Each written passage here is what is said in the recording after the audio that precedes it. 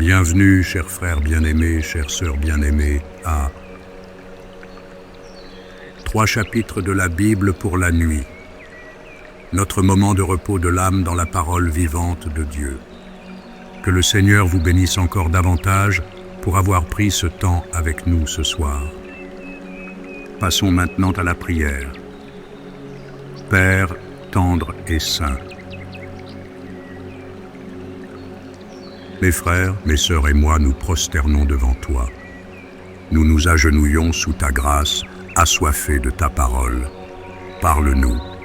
Approche-toi de chaque cœur fatigué réuni ici. Viens avec ton souffle doux. Fais que chaque âme te sente vraiment, ici, tout près, en ce moment même. Apaise nos pensées agitées, guéris les blessures cachées que nous portons, et enveloppe-nous de cette paix profonde et inébranlable que toi seul peux donner. Par-dessus tout, Seigneur, fais que chaque personne qui écoute ce soir ressente ta présence chaleureuse et vivante à ses côtés, et repose en toute sécurité sous l'abri de ta puissante et tendre protection. Parle-nous à travers ta parole, murmure ton amour, ton courage et ton espérance dans les endroits les plus profonds de nos cœurs. Nous nous ouvrons à toi maintenant. Au nom précieux de Jésus, Amen. Votre abonnement, votre j'aime, un simple Amen, votre verset préféré ou une courte prière dans les commentaires et le partage de cette vidéo avec quelqu'un qui a besoin de réconfort et de paix ce soir. Chacun de ces gestes nous aide à toucher beaucoup plus d'âmes avec les paroles pures et guérissantes de Dieu.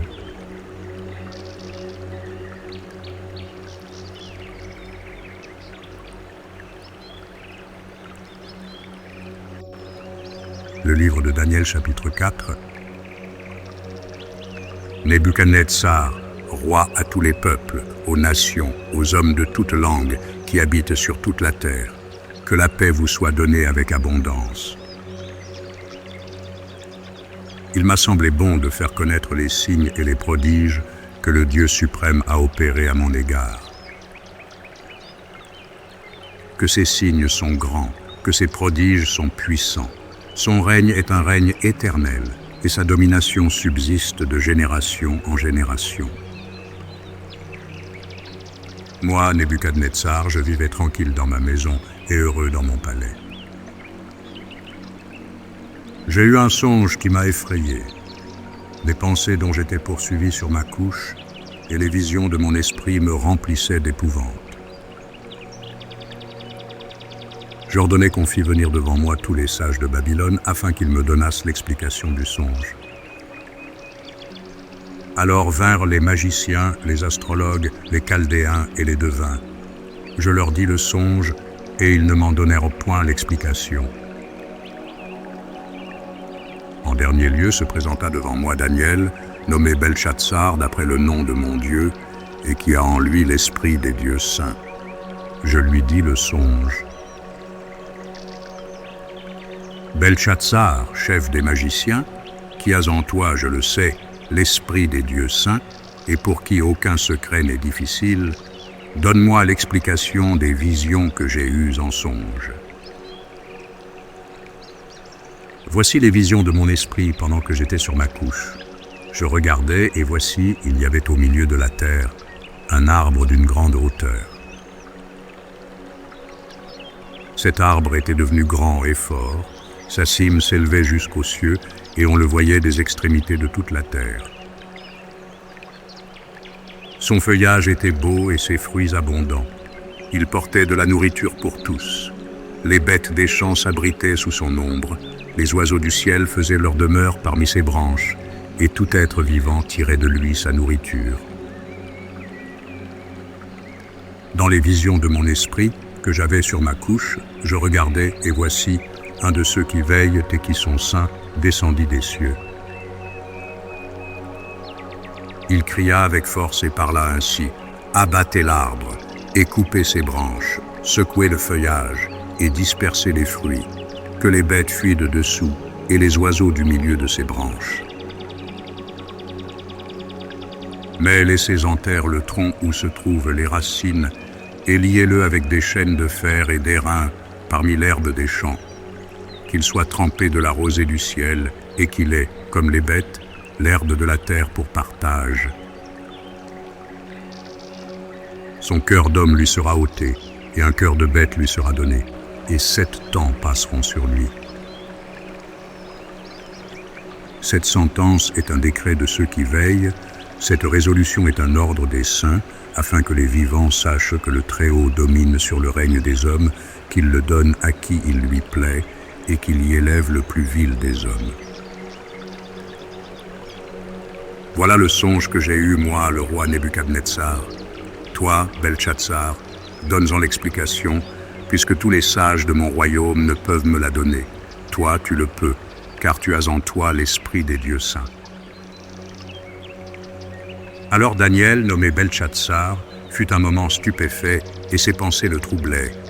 Le roi reprit et dit, « Belchatsar, que le songe et l'explication ne te troublent pas. » Et Belchatsar répondit, « Mon Seigneur, que le songe soit pour tes ennemis, et son explication pour tes adversaires.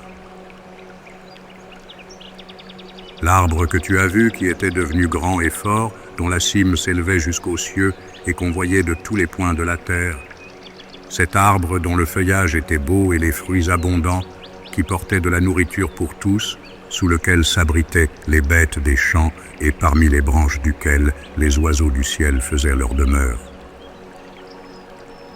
C'est toi, ô roi, qui est devenu grand et fort, dont la grandeur s'est accrue et s'est élevée jusqu'aux cieux, et dont la domination s'étend jusqu'aux extrémités de la terre. Le roi a vu l'un de ceux qui veillent et qui sont saints descendre des cieux et dire « Abattez l'arbre et détruisez-le, mais laissez en terre le tronc où se trouvent les racines et liez-le avec des chaînes de fer et d'airain parmi l'herbe des champs, qu'il soit trempé de la rosée du ciel et que son partage soit avec les bêtes des champs, jusqu'à ce que 7 temps soient passés sur lui. » Voici l'explication, ô roi. Voici le décret du Très-Haut qui s'accomplira sur mon Seigneur le roi. On te chassera du milieu des hommes, tu auras ta demeure avec les bêtes des champs, et l'on te donnera comme aux bœufs de l'herbe à manger. Tu seras trempé de la rosée du ciel, et 7 temps passeront sur toi, jusqu'à ce que tu saches que le Très-Haut domine sur le règne des hommes et qu'il le donne à qui il lui plaît. L'ordre de laisser le tronc où se trouvent les racines de l'arbre signifie que ton royaume te restera quand tu reconnaîtras que celui qui domine est dans les cieux. C'est pourquoi, ô roi, puisse mon conseil te plaire. Mets un terme à tes péchés en pratiquant la justice et à tes iniquités en usant de compassion envers les malheureux, et ton bonheur pourra se prolonger. Toutes ces choses se sont accomplies sur le roi Nebuchadnezzar. Au bout de 12 mois, comme il se promenait dans le palais royal à Babylone, le roi prit la parole et dit « N'est-ce pas ici Babylone la grande, que j'ai bâtie comme résidence royale par la puissance de ma force et pour la gloire de ma magnificence ?» La parole était encore dans la bouche du roi qu'une voix descendit du ciel. « Apprends, roi Nebuchadnezzar, qu'on va t'enlever le royaume.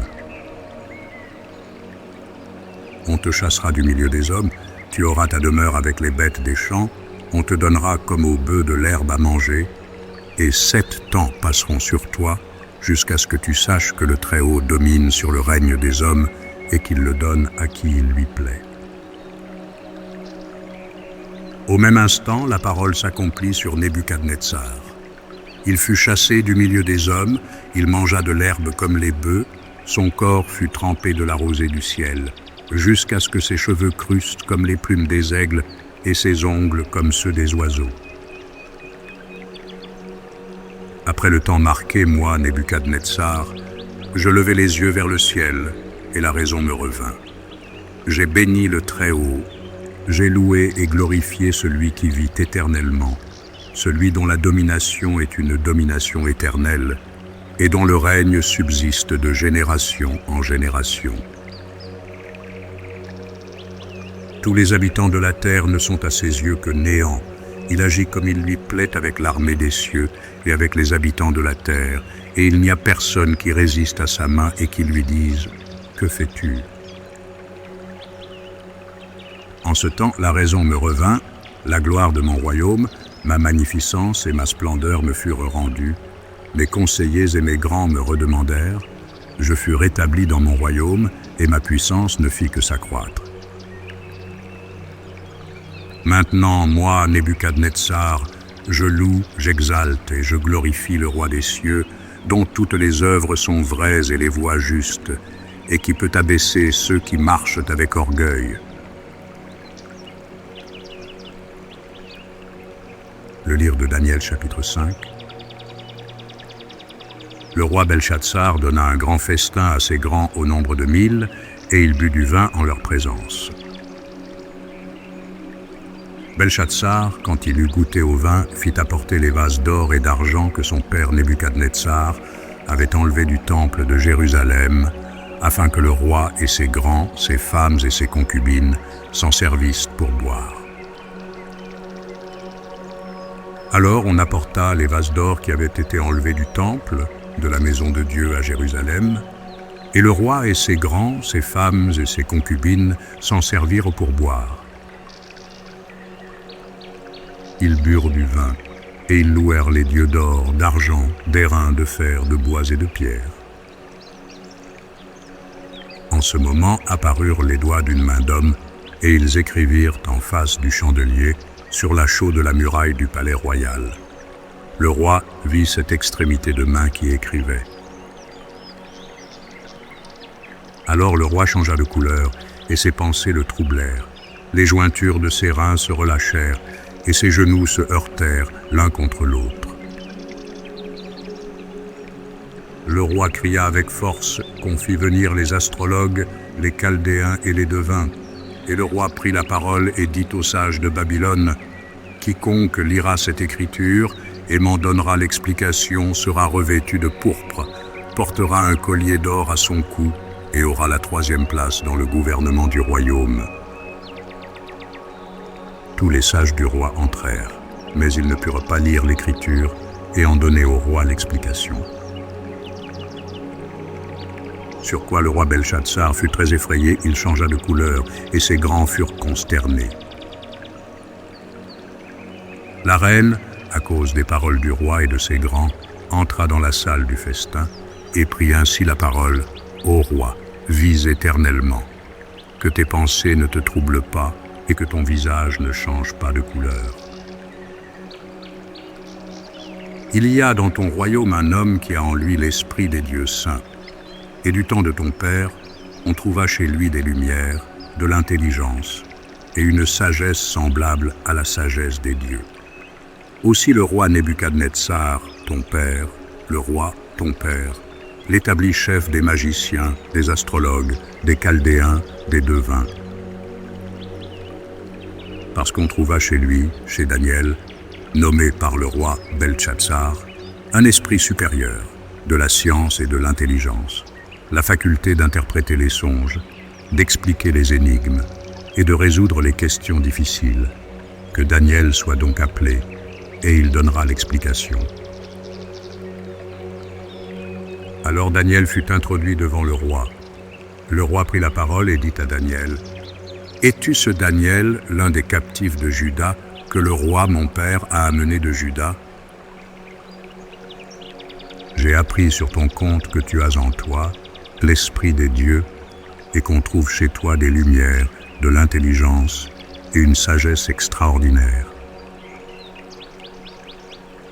On vient d'amener devant moi les sages et les astrologues afin qu'ils lussent cette écriture et m'en donnassent l'explication.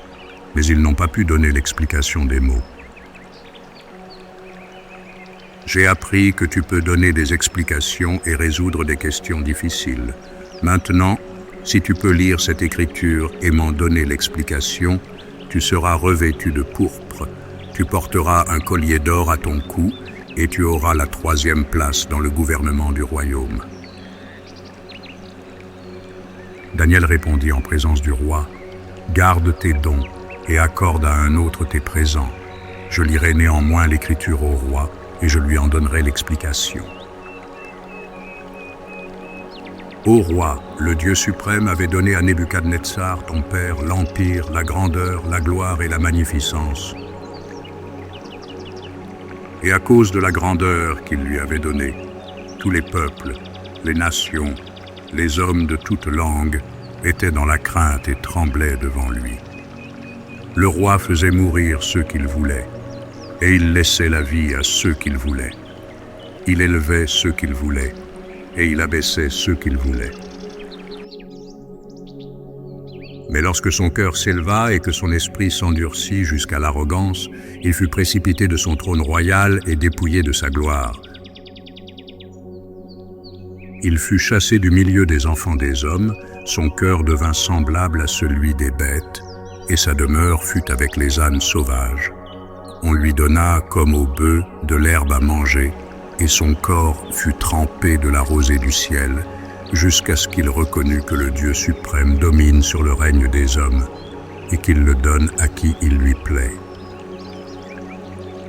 Et toi, Belchatsar, son fils, tu n'as pas humilié ton cœur, quoique tu susses toutes ces choses. Tu t'es élevé contre le Seigneur des cieux. Les vases de sa maison ont été apportés devant toi, et vous vous en êtes servis pour boire du vin, toi et tes grands, tes femmes et tes concubines. Tu as loué les dieux d'argent, d'or, d'airain, de fer, de bois et de pierre, qui ne voient point, qui n'entendent point et qui ne savent rien, et tu n'as pas glorifié le Dieu qui a dans sa main ton souffle et toutes tes voies. C'est pourquoi il a envoyé cette extrémité de main qui a tracé cette écriture.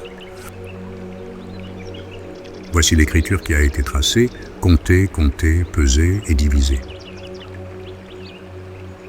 Et voici l'explication de ces mots. Comptez, Dieu a compté ton règne et y a mis fin. Pesé, tu as été pesé dans la balance et tu as été trouvé léger. Divisé, ton royaume sera divisé et donné aux Mèdes et aux Perses. Aussitôt Belchatsar donna des ordres et l'on revêtit Daniel de pourpre. On lui mit au cou un collier d'or et on publia qu'il aurait la 3e place dans le gouvernement du royaume. Cette même nuit, Belchatsar, roi des Chaldéens, fut tué. Et Darius le Mède s'empara du royaume, étant âgé de 62 ans. Le livre de Daniel, chapitre 6. Darius trouva bon d'établir sur le royaume 120 satrapes qui devaient être dans tout le royaume. Il mit à leur tête 3 chefs, au nombre desquels était Daniel, afin que ces satrapes leur rendissent compte et que le roi ne souffrit aucun dommage. Daniel surpassait les chefs et les satrapes, parce qu'il y avait en lui un esprit supérieur, et le roi pensait à l'établir sur tout le royaume. Alors les chefs et les satrapes cherchèrent une occasion d'accuser Daniel en ce qui concernait les affaires du royaume, mais ils ne purent trouver aucune occasion ni aucune chose à reprendre, parce qu'il était fidèle et qu'on n'apercevait chez lui ni faute ni rien de mauvais. Et ces hommes dirent, nous ne trouverons aucune occasion contre ce Daniel, à moins que nous n'en trouvions une dans la loi de son Dieu. Puis ses chefs et ses satrapes se rendirent tumultueusement auprès du roi et lui parlèrent ainsi. Roi Darius, vis éternellement. Tous les chefs du royaume, les intendants, les satrapes, les conseillers et les gouverneurs sont d'avis qu'il soit publié un édit royal avec une défense sévère, portant que quiconque, dans l'espace de 30 jours, adressera des prières à quelque dieu ou à quelque homme, excepté à toi, ô roi, sera jeté dans la fosse aux lions. Maintenant, ô roi, confirme la défense et écris le décret, afin qu'il soit irrévocable, selon la loi des Mèdes et des Perses, qui est immuable. Là-dessus, le roi Darius écrivit le décret et la défense. Lorsque Daniel sut que le décret était écrit, Il se retira dans sa maison, où les fenêtres de la chambre supérieure étaient ouvertes dans la direction de Jérusalem. Et 3 fois le jour, il se mettait à genoux, il priait, et il louait son Dieu, comme il le faisait auparavant. Alors ces hommes entrèrent tumultueusement, et ils trouvèrent Daniel qui priait et invoquait son Dieu. Puis ils se présentèrent devant le roi et lui dirent au sujet de la défense royale: « N'as-tu pas écrit une défense portant que quiconque dans l'espace de 30 jours adresserait des prières à quelque dieu ou à quelque homme, excepté à toi, ô roi, serait jeté dans la fosse aux lions ?» Le roi répondit: « La chose est certaine selon la loi des Mèdes et des Perses, qui est immuable. » Ils prirent de nouveau la parole et dirent au roi: « Daniel, l'un des captifs de Juda, n'a tenu aucun compte de toi, ô roi, ni de la défense que tu as écrite, et il fait sa prière 3 fois le jour. » Le roi fut très affligé quand il entendit cela. Il prit à cœur de délivrer Daniel, et jusqu'au coucher du soleil, il s'efforça de le sauver. Mais ces hommes insistèrent auprès du roi et lui dirent: « Sache, ô roi, que la loi des Mèdes et des Perses exige que toute défense ou tout décret confirmé par le roi soit irrévocable. » Alors le roi donna l'ordre qu'on amenât Daniel et qu'on le jetât dans la fosse aux lions. Le roi prit la parole et dit à Daniel: « Puisse ton Dieu, que tu sers avec persévérance, te délivrer. » On apporta une pierre, et on la mit sur l'ouverture de la fosse. Le roi la scella de son anneau et de l'anneau de ses grands, afin que rien ne fût changé à l'égard de Daniel. Le roi se rendit ensuite dans son palais. Il passa la nuit à jeun. Il ne fit point venir de concubine auprès de lui, et il ne put se livrer au sommeil. Le roi se leva au point du jour avec l'aurore, et il alla précipitamment à la fosse aux lions. En s'approchant de la fosse, il appela Daniel d'une voix triste. Le roi prit la parole et dit à Daniel: « Daniel, serviteur du Dieu vivant, ton Dieu, que tu sers avec persévérance, a-t-il pu te délivrer des lions ?» Et Daniel dit au roi: « Roi, vis éternellement. Mon Dieu a envoyé son ange et fermé la gueule des lions, qui ne m'ont fait aucun mal, parce que j'ai été trouvé innocent devant lui, et devant toi non plus, ô roi, je n'ai rien fait de mauvais. » Alors le roi fut très joyeux, et il ordonna qu'on fît sortir Daniel de la fosse. Daniel fut retiré de la fosse, et on ne trouva sur lui aucune blessure, parce qu'il avait eu confiance en son Dieu. Le roi ordonna que ces hommes qui avaient accusé Daniel fussent amenés et jetés dans la fosse aux lions, eux, leurs enfants et leurs femmes. Et avant qu'ils fussent parvenus au fond de la fosse, les lions les saisirent et brisèrent tous leurs os.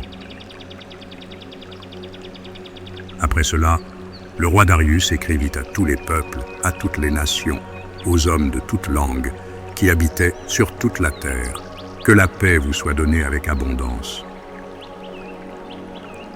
J'ordonne que, dans toute l'étendue de mon royaume, on ait de la crainte et de la frayeur pour le Dieu de Daniel, car il est le Dieu vivant et il subsiste éternellement. Son royaume ne sera jamais détruit et sa domination durera jusqu'à la fin. C'est lui qui délivre et qui sauve, qui opère des signes et des prodiges dans les cieux et sur la terre. C'est lui qui a délivré Daniel de la puissance des lions. Daniel prospéra sous le règne de Darius et sous le règne de Cyrus le Perse.